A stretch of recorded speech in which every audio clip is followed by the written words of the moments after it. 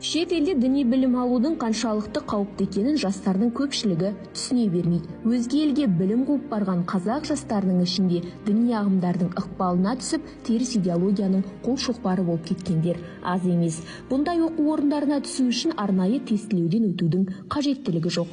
Сол арқылы олар абитуриенттер арасында қызығушылық тудырады. Шет елдік бейресми діни оқу орындарының мақсаты қандай? Олар діни теріс идеологияны насихаттап, өздерінің қатарларын жас буынмен толықтырады. Діни экстремистік және террористік қылмысқа итермелейді. Көптеген деструктивті діни ағым өкілдері жоғарыда айтылған бейресми діни оқу орындарын бітірген. Қазіргі таңда елімізде діни білім аламын деген жастар үшін 6 негізгі жоғарғы оқу орны бар. Олар дінтану, исламтану, теология мамандықтары бойынша оқытады. Еліміздегі дін саласын реттеу жұмыстары Конституцияда бекітілген зайырлы қағидаттарын басшылыққа алады. Сәйкесінше, халықтың дінге қатысты қажеттіліктерін еркін өтеулеріне, діни білім алуларына барлық жағдай жасалған.